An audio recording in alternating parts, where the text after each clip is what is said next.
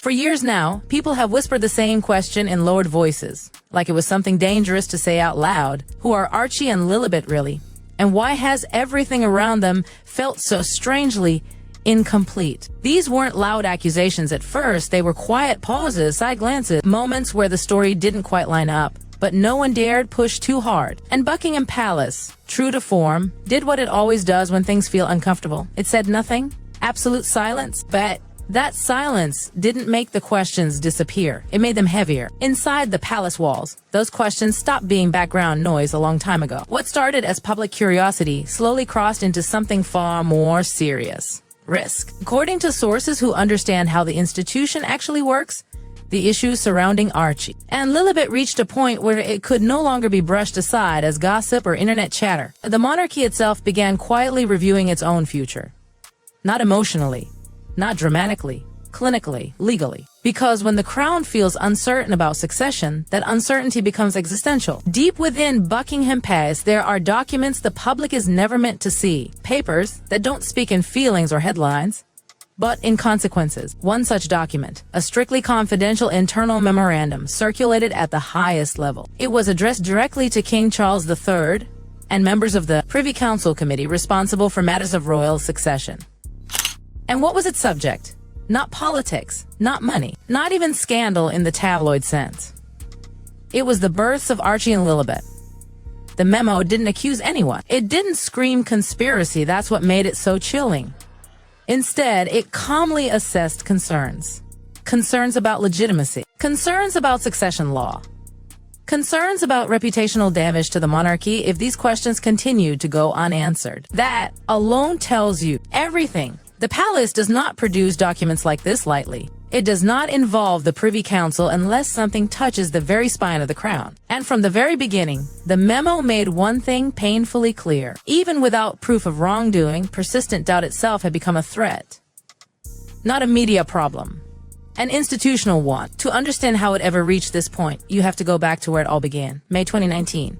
Archie's birth. Royal births are not just family moments, they are state matters. Protocols around them are centuries old, designed not for spectacle, but for verification. Senior officials are informed. Details are confirmed.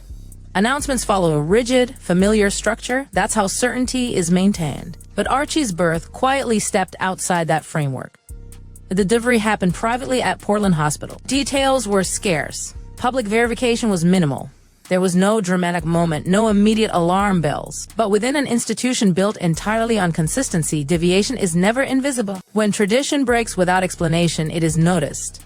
And not by the public first, by the palace itself. At the time, it was treated as an anomaly, a modern choice, a preference for privacy. But when the same pattern repeated again with Lilibet's birth in 2021, that sense of unease didn't fade. It deepened. Because in the royal system, protocol isn't just ceremony, it's protection. It exists to prevent exactly this kind of uncertainty. Then there were Meghan Markle's public appearances during her pregnancies. Appearances that, behind closed doors, raised quiet questions. This wasn't about cruelty. It wasn't about public shaming. It was about inconsistency. Certain movements, certain timings, physical changes that didn't align with what medical professionals typically expect. On their own, any one of these things could mean nothing. But patterns matter. And inside the palace, patterns are examined with almost obsessive care. No one jumped to conclusions. No official claims were made. But internally, the concern shifted. It moved from "this is unusual" to "this requires review." Because once doubts begin stacking up, broken protocol, limited verification, visual inconsistencies, they stop existing in isolation. They start forming a single, unavoidable question, one the palace never wanted to ask, but could no longer avoid. Was surrogacy involved? Inside the palace, that question was never framed emotionally. It was framed legally. Surrogacy itself is not controversial in modern Britain. It's legal. It's regulated. It's increasingly common. But the monarchy does not operate under modern assumptions. It operates under ancient law. The issue was never how Archie and Lilibet may have been born. The issue was whether any alternative reproductive arrangement would satisfy the strict legal definition required for royal succession. This is why the palace feared the question itself, because once it exists, it cannot be unasked. And once raised internally, it must be examined fully, quietly, and carefully. According to sources, palace officials later admitted there may have been a critical mistake made after Prince Harry and Meghan Markle's wedding. They said nothing. Historically, silence has protected the monarchy. It has allowed storms to pass. It has preserved dignity. But this time, silence behaved differently. Harry and Meghan moved to the United States. Public appearances with the children became increasingly rare. Photographs were limited. Moments that normally reassure the public simply didn't exist. And while the palace stayed quiet, speculation didn't fade. It concentrated. Curiosity hardened into doubt. Doubt began to feel to some like avoidance. Inside the palace, this stopped being a public relations issue.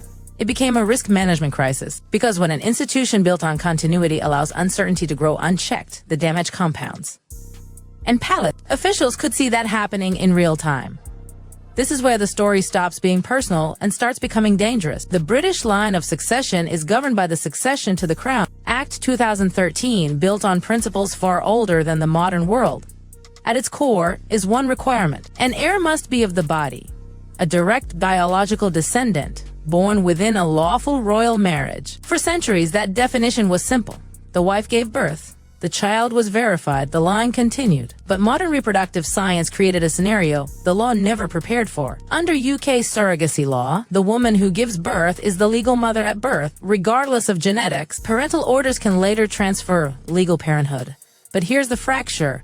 Parental orders grant parental rights. They do not automatically grant succession rights. And no statute clearly confirms that a child born via surrogacy qualifies as an heir of the body under succession law. That creates a legal gray zone the monarchy cannot afford to test publicly. Because if a challenge were ever raised, tradition would not be enough. The crown would face legal scrutiny under laws never designed for this moment. And once succession law is questioned, it doesn't quietly go back to sleep. It demands answers. The turning point came when these questions stopped circulating quietly and began demanding resolution. By early 2025, reports citing sources close to the situation began appearing in respected outlets. They didn't accuse. They did something more dangerous. They suggested the palace itself was aware of unresolved issues. Then came outside pressure. A public petition calling for independent verification of the children's eligibility in the line of succession gathered tens of thousands of signatures. The number mattered less than what it represented. A shift. This was no longer curiosity. It was challenge. False claims soon followed, including rumors that DNA results had been released. They weren't true. But by then, the damage was done. Because in monarchy, truth does not move as fast as doubt. And even false information can destabilize an institution if it spreads widely enough. Internally, officials understood something crucial. They were no longer managing questions. They were managing perception. And perception, once fractured, is brutally difficult to restore. Polling data by 2025 revealed a quiet but significant shift. Public confidence eroded. Skepticism surrounding Archie and Lilibet's births nearly doubled compared to just 2 years earlier. This wasn't outrage. It was something more dangerous. Erosion. Slow. Invisible. Relentless.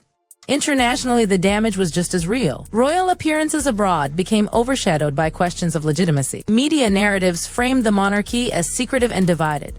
For younger generations especially, this was devastating. The crown's authority has always rested on continuity. Clear lines, clear rules. When succession becomes uncertain, continuity begins to look like confusion. And confusion is something the crown cannot survive forever. The monarchy doesn't endure because it's popular. It endures because it's clear. For centuries, it has survived wars, scandals, abdications, and revolution, not by avoiding controversy, but by preserving certainty at its core. That certainty is now being tested, not by rebellion, not by outrage, but by unanswered questions quietly acknowledged within the institution itself. The palace may never publicly reveal what it knows.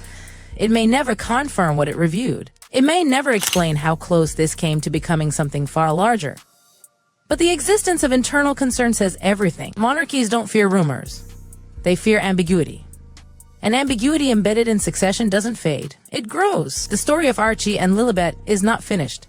It cannot be. As long as questions remain unresolved at the highest levels, the future of the crown carries an asterisk. One written not in headlines, but in confidential memorandums marked strictly confidential. And history has taught us one final truth. When the palace prepares in silence, it is never without reason.